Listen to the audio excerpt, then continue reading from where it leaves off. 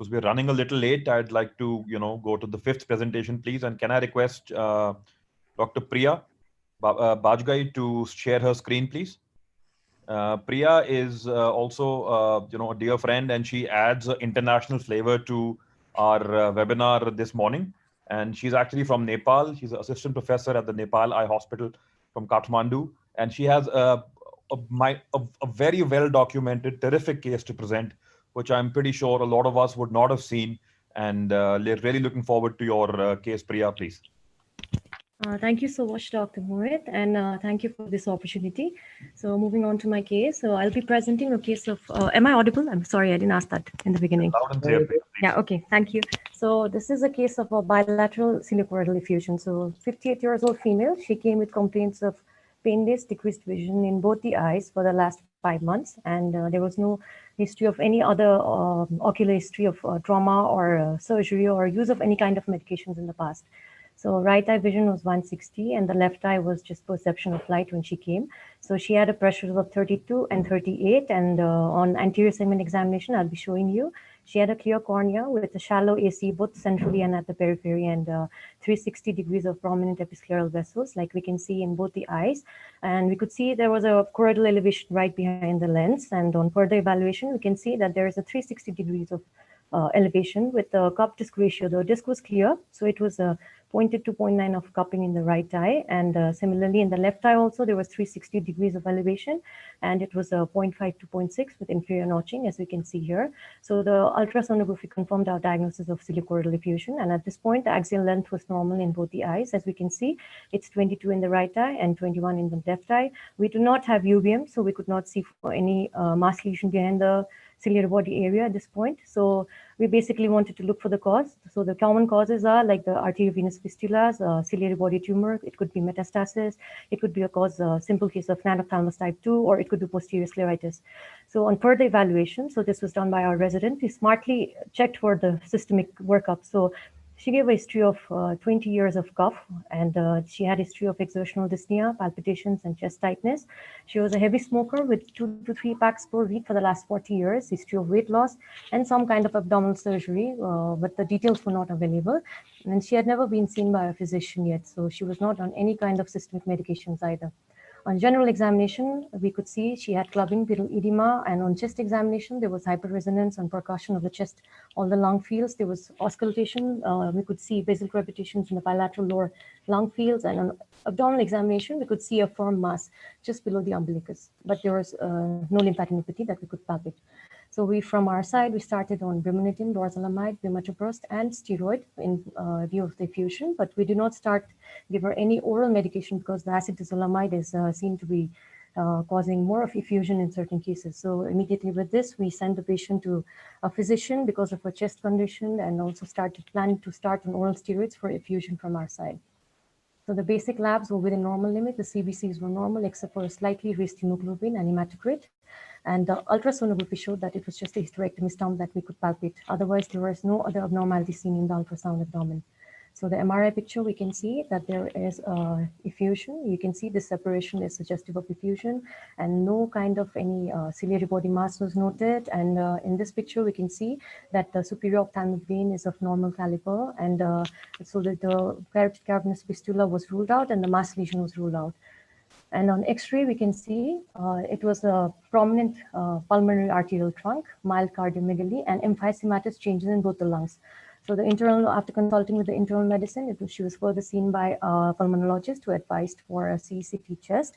And here we can see this is an enlarged pulmonary arterial trunk as compared to the aorta. So the ratio we can see here is more than 1.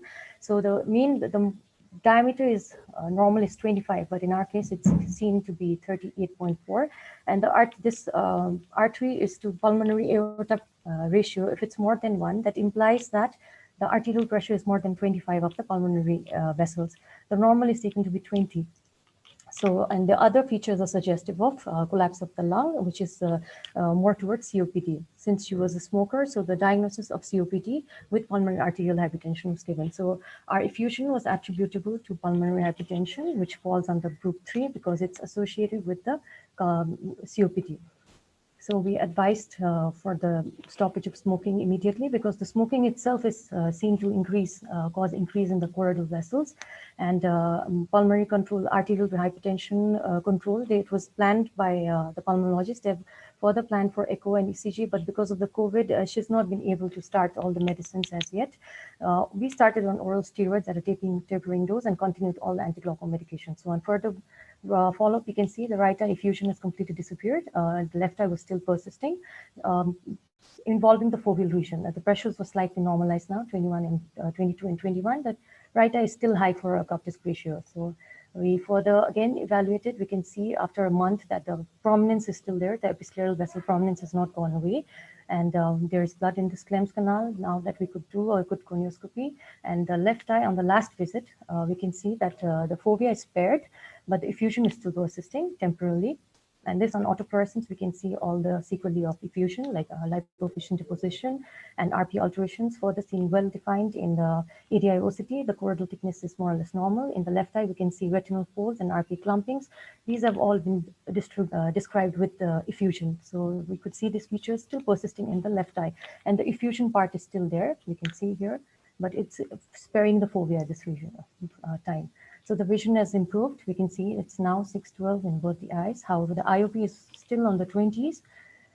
So this is a few cases we've seen that the pulmonary hypertension, especially the type 1, it's not been seen with the group 3, which is COPD. So type 1, it has been associated with pulmonary effusion. So I'd like to ask the following questions. How common is the association, especially the group 3?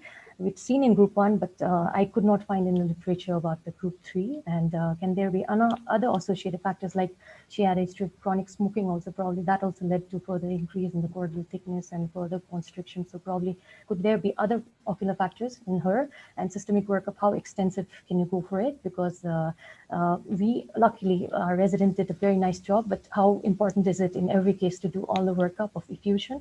And how long should we continue the oral steroids for? Because we're planning for glaucoma surgery in a right eye, and there is always a risk of effusion coming back. So how would you manage? So I could not have solved this case without the help of all my colleagues, resident, internal medicine friends, and radiologists. Thank you. Great case, Priya. I think super, great job. Thank you. I'm gonna throw that first to Raman sir. Priya, if you could please stop sharing your slide. Yeah, sorry. So I think the main is, again, the eye is the window to human body, but the port wine colored episcleral vessels, I would first jump to that, actually. Okay, if you see them bilaterally, this is our classic teaching, that if you see them bilaterally, so they cannot be more than 7-8 etiologies. One of them is, the fistulas there, so you can rule out with the trauma, and then you have any venous obstruction. All right. So and you rightly said tumors, Sturge-Weber's, or tau. So once I look at these episcleral port wine colored episcleral veins, I will definitely look up for the systems, and this is what your resident did nicely in this patient. And it has been nicely reported in pulmonary hypertension, because it does causes venous obstruction. So this is again a diagnosis made by just a clinical, this thing. Otherwise, we could have taken this case as a effusion syndrome and run battery of investigation unnecessarily. So I think the clinical acumen, the history, the systemic evaluation, and we should not rely, if you don't have residents, all right, but sitting in a clinic anywhere in the world, we should keep the suspicion very high in these patients. This is how it's a great case, actually. Rather, chances of fusion, yes, they are there again. So whatever you have to do in future is take care of our systems. And if you can, there's a controversy over the role of the steroids. One of the Shields group is very fond of the steroids, but some people don't give steroids. Again, those are controversial. But again, the systemic management is the most important. If you take care of the systems there, everything will be taken care of. Yeah. Thank you, sir. Sangeet, sir, your comments, please. I think I agree with, although this is not, I don't know, I have not seen this kind of a case beforehand. But I think what Raman had said, a strong suspicion of clinical things, and as she had done Very nicely, she has worked up the case. But one thing I would like to ask the other panelists also is the use of dermatoprost in these cases. Whether we should use dermatoprost when this kind of ciliochoroidal effusions are present or not. I don't know. I think I would like to stop dermatoprost in this case. So, Dr. Sangeet, you're right. You have to rule out the other systemic drugs. You know, the one the psychiatrist gave you have to rule out, take the whole history, the whatever causes the ciliochoroidal. But I will first look at the episcleral vessels. You know, because if I see the port wine episcleral vessels, I will not go into the drugs history also. You know, so probably I think, but it is important to take the history of drugs. Whether you are on the you know. Which psychiatric drug is there, Mohit? I'm forgetting the name. This is clopramide. Yeah, clopramide. Topiramate, sir. Topiramate. Topiramide, yeah. Actually, any kind of sulfur drug can cause. Topiramate is a sulfur containing. Hydrochlorothiazide can also cause. Diamox, yeah, absolutely. Diamox can also cause. So, I mean, all these become important in terms of history, and I think overall the case has been very well managed. So, I mean, whenever you have these cases, very difficult to say. I mean, as Ramandeep has pointed out, that steroids may or may not be beneficial, but overall, if you ever have to, in the sense the fluid doesn't go away, choroidals don't go away, and you want to drain them, then there comes a problem that you know, should you be waiting for should you be starting steroids pre-op, or do you give concomitantly when you are giving these after the surgery? Do you want to give steroids? Typically, I do give systemic steroids in these patients. Even if you have to drain these choroidals, at that time also I give oral steroids in these patients. But overall, I think very nicely managed case. I don't know what was the pulmonary artery pressure in this. You mentioned about the artery diameter, but nowadays we can also measure the pulmonary artery pressure. That can also tell us actually whether it was how much was it elevated in this case, and that may give also a better indication how much it's correlated with this choroidal effusion. Yes, sir. So she has been planned for echocardiography, which will help further to see exactly how much is the pressure like. But now, because of the COVID, all the pulmonologists, they're also busy, so it's very difficult to get an appointment. But roughly by CCT also, like I showed you the ratio, like the pulmonary arteries to aorta, if it's more than 1, it's more than 25. But still 25, 30, 30, 40, it's not enough to cause effusion. If you see at the literature, then the primary pulmonary hypertension rate's been reported. It's supposed to be, it's seen to be as high as 70.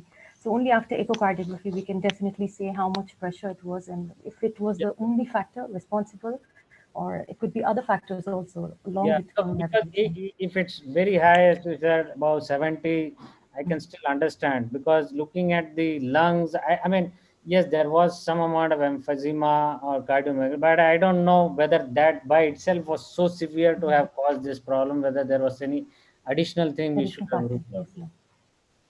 So Simar, you were asking something. Just there are 5 groups of pulmonary hypertension. So one is the primary. That group 1 is the one which is associated with hereditary.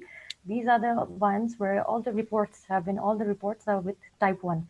Type 2 is with the left heart failure, and type 3 is the ones which are related with the chest, like the lungs, COPD and all. So mine was group 3, which is the secondary causes. It's not reported to cause, because the pressures, like they said, it's not enough to cause ciliochoroidal effusion as such.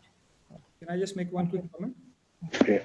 Yeah, so I think I've seen a similar case, probably not with the emphysema. It was a bilateral uveal effusion with pulmonary hypertension. This was during my fellowship, and I was being managed by Dr. Lingam Gopal sir. So despite of having systemic control and everything, the effusions were still not going on. So we had to eventually go ahead with a partial sclerectomy, decompressing the vortex, and then eventually the patient improved. I think great. Thank you, Veer, for adding that. I just have 2 small comments to make, and then we'll move forward. I know there are a few questions there. I'll try and take them as and when, try and squeeze a couple of questions of the chat boxes in. I think 2 points, I think other than the excellent points raised by the panelists, I think one should never be shy of asking if this was a female who eventually turned out to have COPD because she was a smoker for many years. Please don't have the taboo to ask the female gender, whether they smoke or not, if you feel it's clinically relevant to ask. lots of times okay, nahi ji, ye to, she's a lady, how can we ask? I think that is something that is that should not be stopping anyone. If that is because that was a very pertinent, important history which led to the COPD being discovered and all of that. And I think the second thing, I disagree, Pash, just from one small point in your presentation, Priya, the axial, orbital imaging that you showed, both sides superior ophthalmic veins are actually dilated, and you would intuitively think that they should be as well, because this is a case of bilateral increased episcleral venous pressure because of the pressure coming from the pulmonary arteries. You can't get that amount of venous congestive changes in the eye in the form of AC shallowing, ciliocoroidal effusions, the arterialization of the conjunctival vessels without your superior ophthalmic vein being like that, because that's what's transmitting all of that back there.